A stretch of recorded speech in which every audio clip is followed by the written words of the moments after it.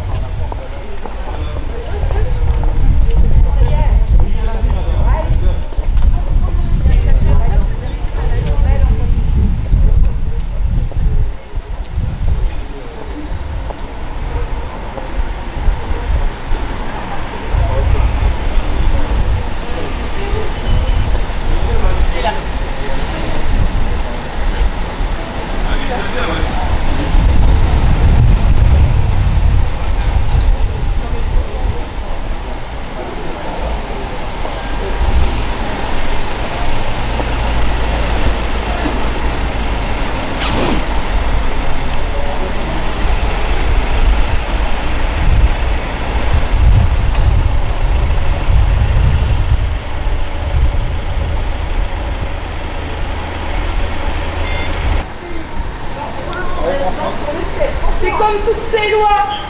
Interdiction de se dissimuler le visage, c'est marqué dans la loi. Ah ouais, parce qu'il y en a plein, des aides-soignants, des infirmières qui se sont fait matraquer.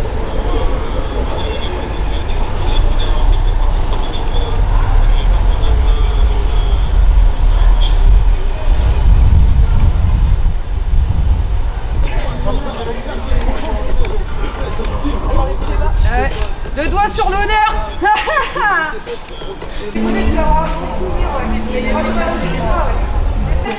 Eh, sauf si vous avez été réquisitionné, vous avez le droit de dire non, hein, les pompiers. En vrai, vous avez besoin d'une lettre de réquisition du préfet pour faire cette intervention.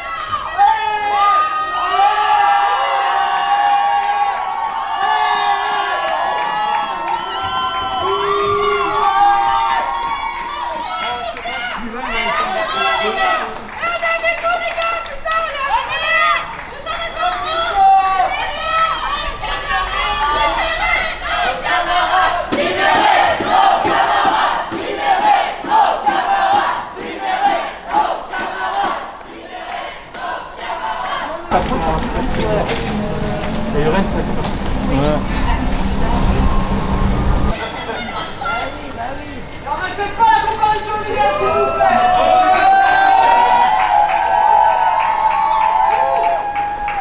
Et pas de comparution immédiate.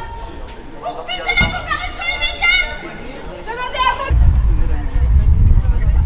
Cache ton visage. Cachez vos visages.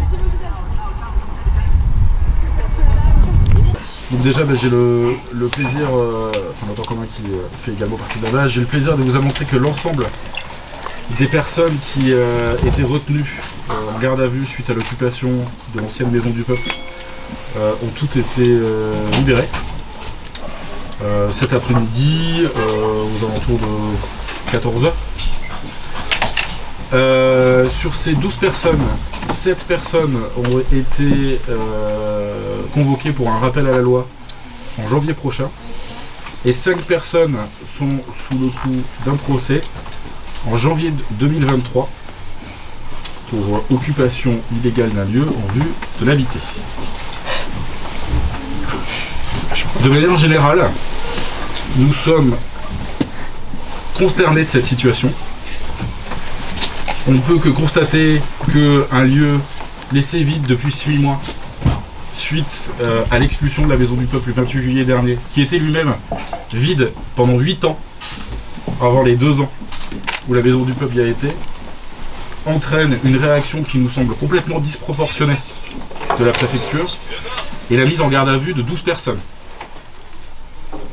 Cela nous paraît complètement inacceptable de voir quelque chose qu'on peut appeler un délit de solidarité, à une époque où les bâtiments vides sont en nombre multiplanante, et à une époque de grand froid, où même en période de Noël, le diocèse et la Providence se permettent de porter plainte alors que ce lieu est toujours vide. Lors de cette occupation, des militants de différents collectifs ont été présents et sont présents aujourd'hui. Vous avez une partie des personnes qui étaient placées en garde à vue qui sont présentes dans cette salle assez bondée. Donc il y avait des militants de la Maison du Peuple, des personnes indépendantes, des militants de l'autre cantine, d'Attaque, de la base, de Nantes en commun, et en soutien il y avait également à l'extérieur des personnes de Youth for Climate, aussi de différents collectifs qui étaient présents. Aujourd'hui nous demandons plusieurs choses. Nous demandons déjà l'abandon complet des poursuites pour les 5 camarades qui sont toujours sous le coup d'une comparution. Nous demandons à ce que une maison du peuple soit réouverte. Après de multiples actions suite à l'expulsion du 28 juillet dernier, déjà 444, nous avions demandé une mise à disposition d'un bâtiment vide qui nous a été refusé, ou plutôt pas de réponse, par la mairie.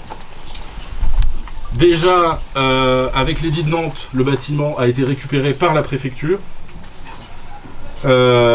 toujours sans mise à disposition de la maison du peuple, alors qu'on voit bien qu'un sas temporaire est nécessaire pour accueillir des personnes de manière inconditionnelle. C'est apparu évident dès lors que nous avons eu connaissance de ces interpellations qu'il fallait associer le mouvement social et bien évidemment la presse, et que ces placements en garde à vue ne pouvaient pas être effectués dans le silence et qu'il fallait dénoncer ces interpellations et ces placements en garde à vue absolument incompréhensibles. que tout le monde sache qu'il est tout à fait possible de répondre aux questions que les forces de police peuvent parfois se poser sous d'autres régimes que celui de la garde à vue. Que le choix qui a été fait là par le parquet de Nantes interroge grandement sur la volonté qui était la sienne et les instruments de coercition qui ont été utilisés face à des militants et des militantes de la solidarité.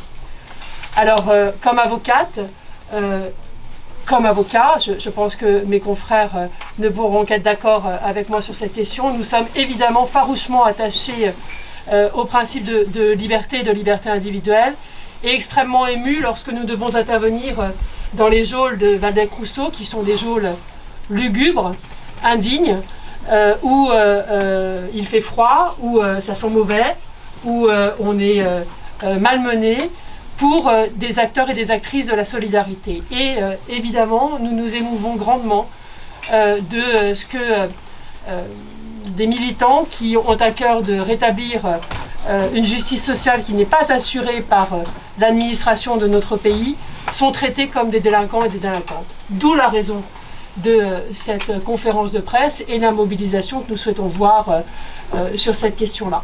Mais je voudrais moi conclure mon propos par évidemment joindre mon indignation à la vôtre. J'ai une pensée émue ce soir, aujourd'hui, pour un homme qui, à l'hiver 54, représentait l'Église et rappelait l'importance et l'exigence de solidarité dans l'humanité, mettre à l'abri les plus précaires et les plus faibles d'entre nous. Et je me demande où est passé ce message lorsque je vois la manière dont les représentants du diocèse se saisissent de ce qui vient de se passer. Voilà. Voilà, je sors de 24 heures de garde à vue, un peu sous le coup de l'émotion de ces dernières 48 heures. Je trouve ça... Le traitement qui nous a été infligé était un peu disproportionné, comme l'a dit l'avocat juste avant moi. On est un peu choqués, nous, notamment sur le jugement qui aura lieu en 2023, où j'espère que c'est qu'une corrélation, mais en l'occurrence, toutes les personnes sans domicile fixe qui ont participé à cette action se retrouvent poursuivies au tribunal. On était 5 à être sans domicile fixe et on est les 5 à se retrouver au tribunal en 2023. On trouve ça un traitement vraiment enfin, j'ai pas de mots pour décrire. Vous en faites partie de ça. Oui, voilà. Et j'ai pas de mots pour décrire cette situation. Enfin, c'est vraiment une justice à deux vitesses. On est content pour les camarades qui ont pris qu'un rappel à la loi, même si c'est quand même pas cool. Mais quand même, ça prouve un peu la situation dans notre pays. Aujourd'hui, le diocèse nous a expulsés en pleine période de Noël. Aussi, ça montre un peu, comme l'a dit la camarade, on se demande où sont passés les bons temps de l'abbé Pierre. La Maison du Peuple s'est beaucoup inspirée, et notamment moi, du fonctionnement de l'abbé Pierre et de Emmaüs pour notre fonctionnement. On a toujours essayé de travailler avec le diocèse en bonne intelligence, mais aussi aujourd'hui on en veut beaucoup à la mairie, parce qu'aujourd'hui toutes nos initiatives sont bloquées par le non-soutien de la mairie. Ça fait des mois qu'on essaie de trouver une solution légale pour la Maison du Peuple, mais on se retrouve bloqué par la mairie. Pendant 2 ans, le diocèse était prêt à nous mettre à disposition le bâtiment de Notre-Dame de Bon Conseil et demander juste un soutien de la mairie, qu'on n'a pas eu. C'est pour ça que le bail précaire qu'on a eu pendant 6 mois n'a pas été reconduit, faute de soutien de la mairie, à qui on demandait juste un soutien et un travailleur social. C'est tout ce qu'on demandait. On n'a jamais eu de réponse, jamais eu de rendez-vous.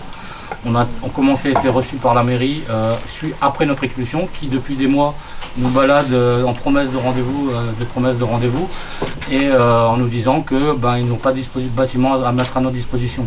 Je ne vais pas redire ce que Régis a dit sur le bâtiment de l'Édite de Nantes, mais aujourd'hui les solutions rapides sont trouvables.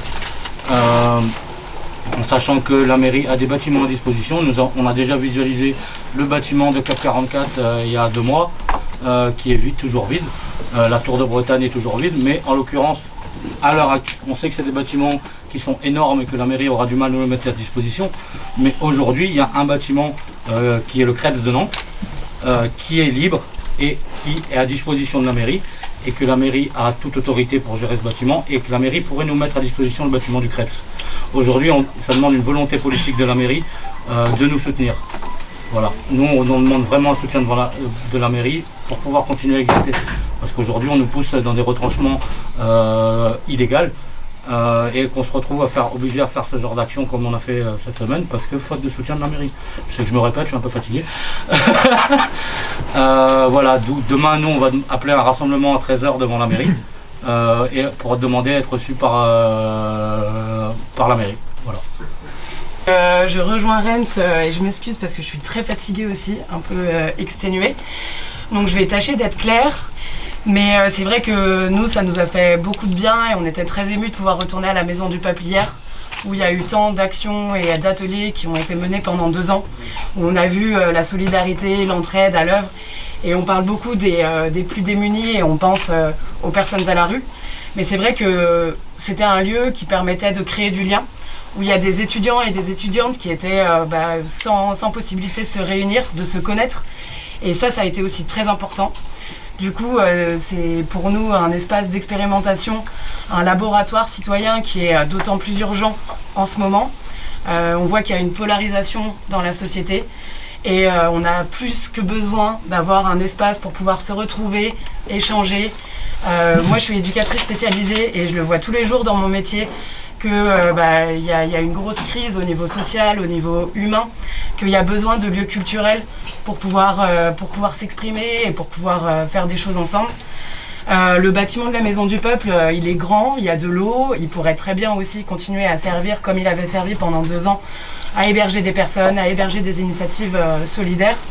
Il y avait des ateliers de co-réparation qui existaient aussi pour construire un autre modèle de société. C'est un lieu qui est ouvert, où des habitants, des habitantes, pas forcément militants, qui essayaient d'expérimenter le vivre ensemble. Donc voilà, nous on a envie que ce lieu, et c'est urgent, qu'il puisse retrouver un espace, que ce soit à l'ancienne Maison du Peuple ou comme tous les endroits vides qui existent à Nantes. Donc voilà, je vais pas m'étendre plus là-dessus, mais voilà, on demande un mouvement de la mairie, un engagement. On a déjà vu qu'il y a des élus qui nous soutiennent à Nantes et dans la métropole. Donc on veut remercier tout le monde qui nous a soutenus, qui continue à nous soutenir et qui prennent position en ce sens. Et on aimerait que ça aille encore plus loin et que même au niveau national, on puisse porter nos revendications, qu'on exprime ce besoin et voilà. Il y a la possibilité, maintenant il faut un engagement politique et nous on a toujours été ouverts à tout ça. Hier, il y a quelqu'un qui est passé devant la Maison du Peuple et qui a dit « mais il y a des voies légales pour ça ». Mais nous, c'est ce qu'on demande justement. En fait, là, on est poussé par l'urgence à employer d'autres manières, mais voilà.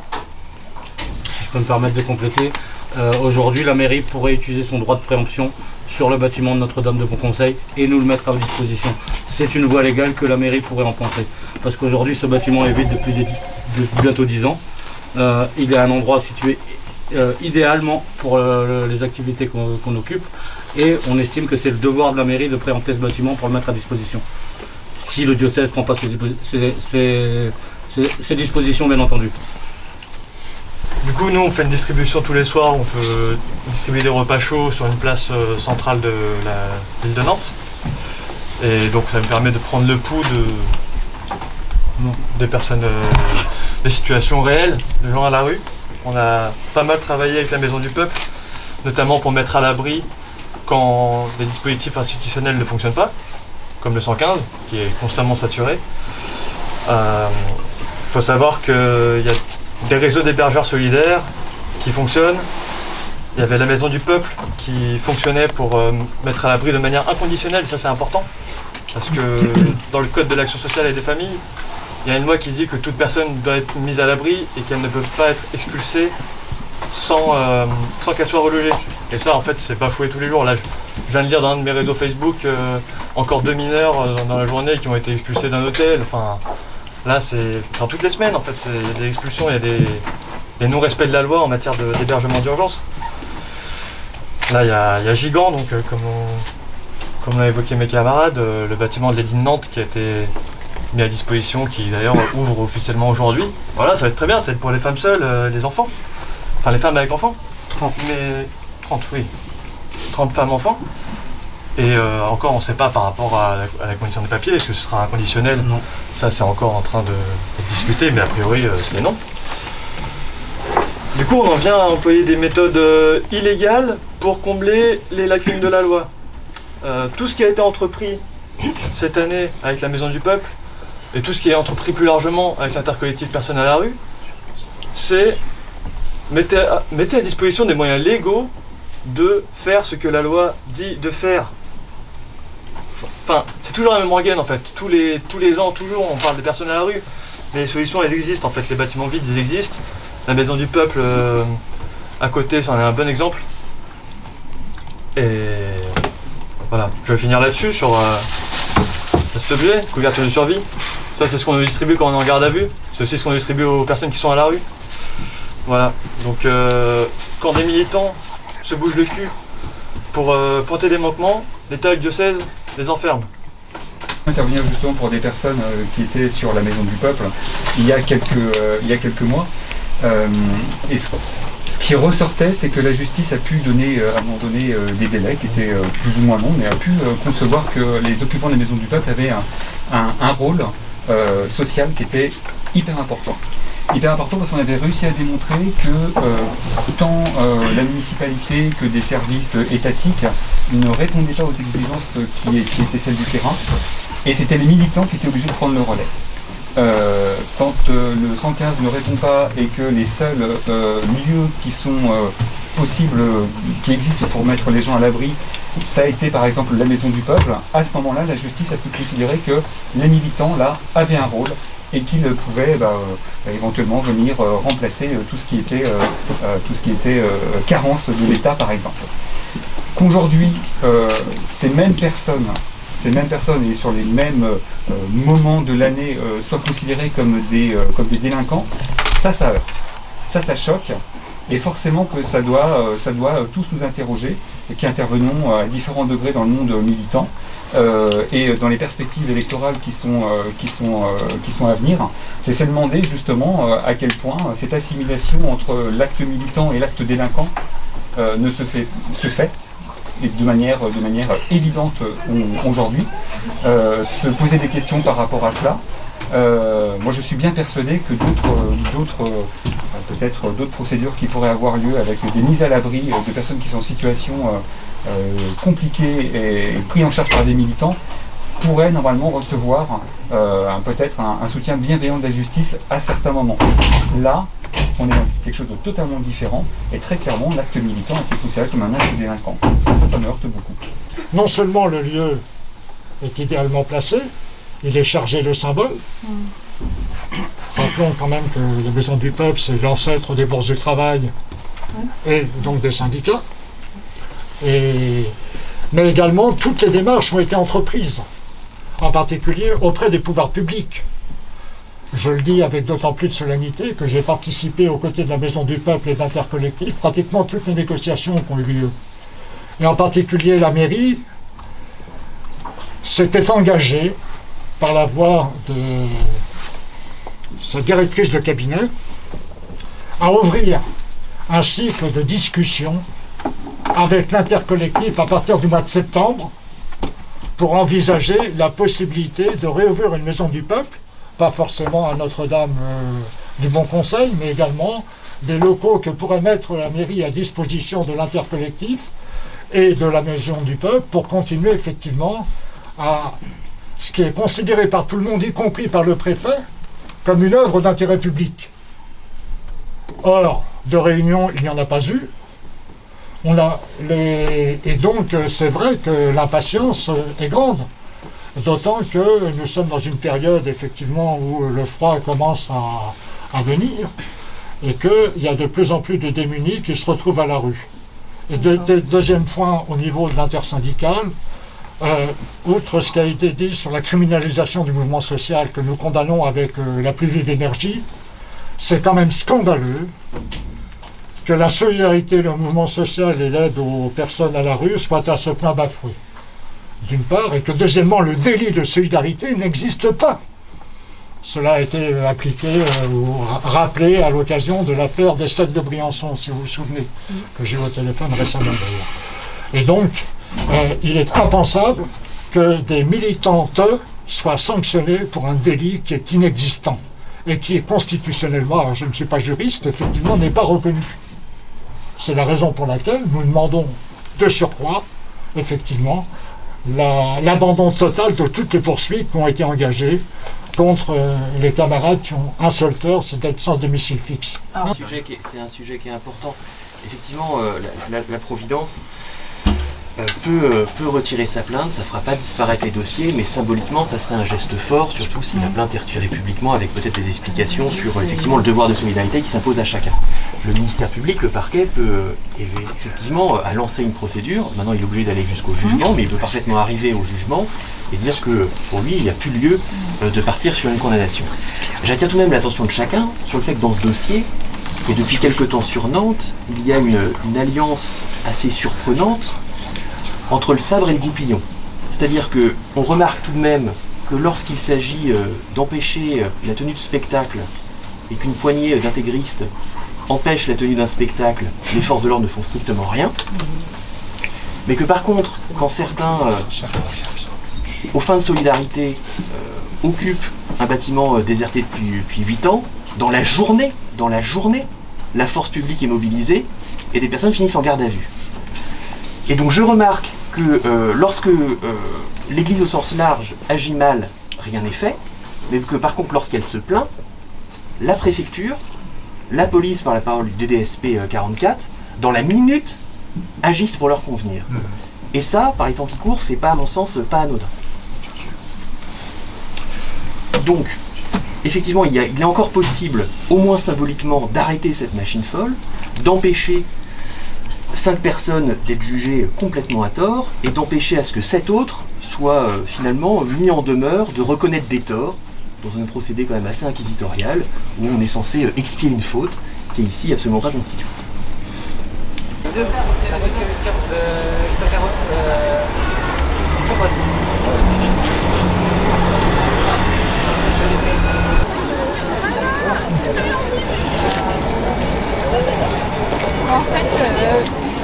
T'as Papy devant, tu vois, Papy qui explique à sa petite fille, tu sais, ma fille, hein, la charité chrétienne, c'est qu'on va aider les pauvres gens qui ont faim dans la rue, on leur donne à manger, on les abrite l'hiver, et quand il y a la guerre, on les met à la cave, on les cache. Aujourd'hui, c'est quoi? Aujourd'hui, qu'est-ce que c'est que la charité chrétienne? Non mais, on protège le CAC 40, on touche de gros pognons, et on se baffe comme des gros bourgeois. Les petits-enfants, non, on n'en parle pas, c'est un sujet tabou. Voyons. Mais mamie aussi, elle dit des choses sur la charité chrétienne. Elle va dire, pourquoi l'Église laisse les pauvres dans la rue? Hein? Ça, c'est pas bien. Et on est là pour dénoncer justement ce que fait l'Église ou ce que ne fait pas l'Église, soutenue par la préfecture et la mairie de Nantes. Bravo les socialos. Merci pour le courage et pour l'enthousiasme que vous mettez à protéger les gens par ce temps d'hiver dans la rue. Bravo.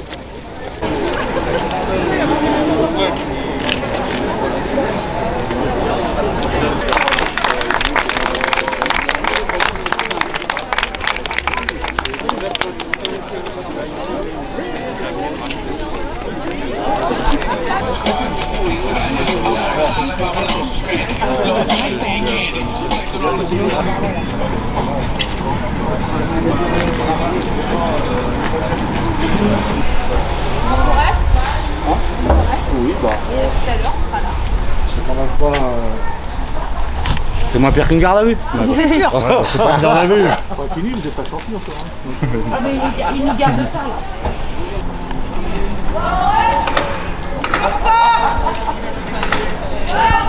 Premier adjoint, M. Bassé-Massé, à qui on a fourni nos demandes, notamment notre demande de soutien pour nos négociations qui sont avec la Fédération des promoteurs immobiliers, mais aussi on a fait une demande concrète de mise à disposition temporaire parce qu'on sait que le bâtiment du Creps est vide à Doulon, qu'il appartient à Nantes Métropole.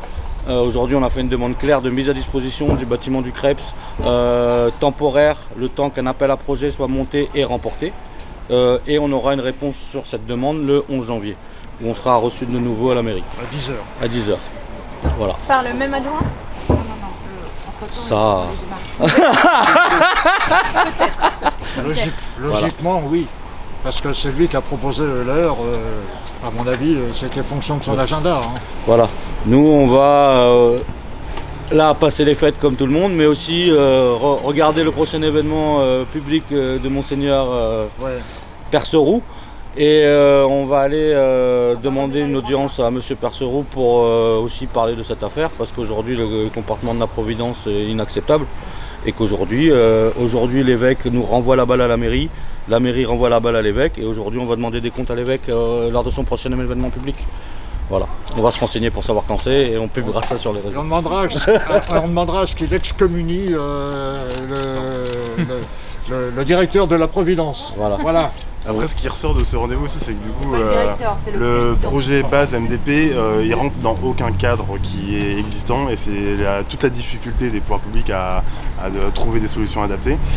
On échappe vraiment à tout ce qui peut exister, et en fait, c'est ça qui explique aussi cette temporalité qui est un peu longue. Donc là, tout l'enjeu de ce rendez-vous, c'était aussi de faire avancer le Schmilblick de ce côté-là, quoi. Dire que ok, on rentre dans aucune case. Nous, tout ce qu'on demande, c'est d'avoir au moins un soutien de la mairie, un soutien franc, honnête, parce que du coup on a nos soutiens en off, mais maintenant on aimerait bien avoir un soutien officiel, quoi. Et puis faire en sorte d'avoir au moins des solutions temporaires, à défaut d'avoir une solution pérenne sur le long terme. On aimerait au moins avoir une solution temporaire qui nous permette de faire tout ce qui est hébergement d'urgence, et puis d'héberger les projets qu'on porte, quoi. Mais c'est à eux de trouver ces solutions, non? C'est un peu à nous, mais on n'a pas envie d'être dépendant d'eux. Si c'est eux qui ont les solutions. Aujourd'hui, on verra au mois de janvier la réponse de la mairie sur notre mise à disposition du bâtiment. Ensemble, ça serait bien. Et de là, on prendra nos dispositions à cet effet-là. Et soit on aura un bâtiment mis à disposition, ou on devra retourner vers nos méthodes illégales, parce qu'on ne nous laissera pas le choix. Mais aujourd'hui, la Maison du Peuple et la base ont besoin d'un bâtiment pour cet hiver. Et on va laisser tout le monde passer gentiment les fêtes, et on viendra de nouveau cogner à la porte au mois de janvier. Merci pour votre soutien en tout cas, c'est cool, ça fait plaisir de voir du monde aussi quand on sort, c'est trop bien. Ce matin, une famille s'est pointée au CCAS et nous a ensuite appelé à la Maison du Peuple parce que le CCAS ne pouvait pas les héberger. Elle était prise en charge par d'autres bénévoles de la Maison du Peuple et des bienveilleurs. Aujourd'hui, le premier adjoint s'est engagé à ce que cette famille ne dorme pas dehors ce soir. Du coup, ça aura été comme un truc de concret ce rendez-vous. Il y a une famille qui dormira à l'abri ce soir. Il a dit juste pour ce soir, du coup. Il y a des chipoteurs dans l'assemblée.